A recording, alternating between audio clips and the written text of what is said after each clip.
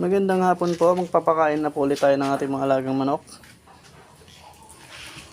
Ito na po ulit yung ginawa kong pagkain ng manok natin. Malunggay, feeds, tsaka mais ulit. Tsaka hinalo ko na dito yung atubi. Tsaka ito malunggay juice yung nilagay ko sa tubig. Inumin nila. Ito po, magpapakain na po ako. Ito na nga pala yung ating bagong naglipatan ng mga manok. Kasi masyado na silang marami sa taas. Dito na sila sa baba. Ngayon. Nilipat ko na po sila dito. Doon na po, may screen na po yan hanggang dulo.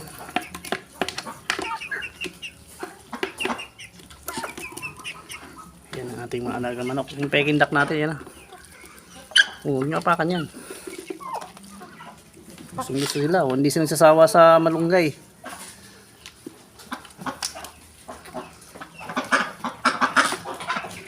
Kain na kayo, huwag kayo mahiya. Mahiya yung mga peking duck natin.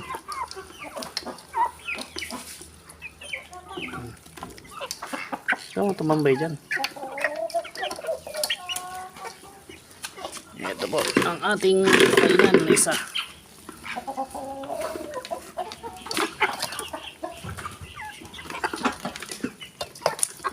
Huwag mo apakan. Pagkain nyo yun. Apakan mo yung pagkain nyo. Ayan po yung ating mga giant, hindi lumalapit, nahiya po sila. Matakaw po kasi sila eh.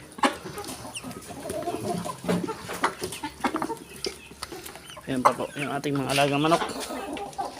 Marami na po kasi sila kaya nilipat ko na sa baba. Nagpabili pa ako ng screen kasi kapos yung screen natin. Dito. Kain na kayo dun. Ito po yung idahon ng ipil-ipil pang merienda nila. May screen na po hanggang dulo.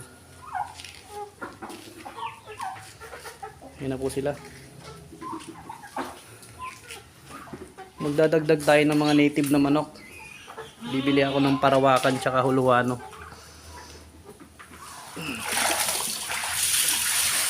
Ito mga alaga manok. Ayan po, sinisimot niya yung pagkain. Baka na doon, huwag ka na malungkot. Beshi, ba't malungkot ka? Ano ba sa taas yung iba nating mga alaga manok? Mahiyain. Yan po sila sa gilid. Ito po yung ating painuman ng ating manok. Yan po. Ayan po, sa ngayon, yan muna yung mga alaga nating manok. Pabo at peking duck.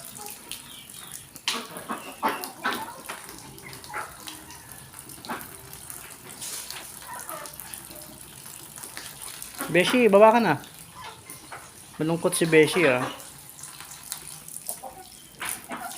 Yeah. Ito nga pala yung ano, asola. Yung molasses pala, sorry. Pao lang.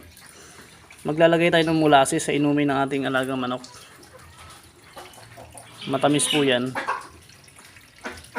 Yan ang molasses. Check natin baka ano to, langis.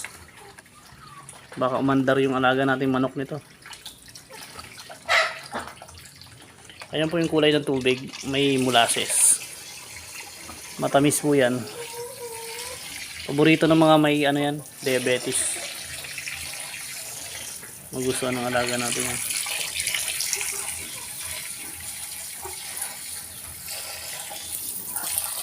Okay guys, hanggang dito lang muna ang video natin. At gagawa pa ako ng kulungan ng aso sa kabila.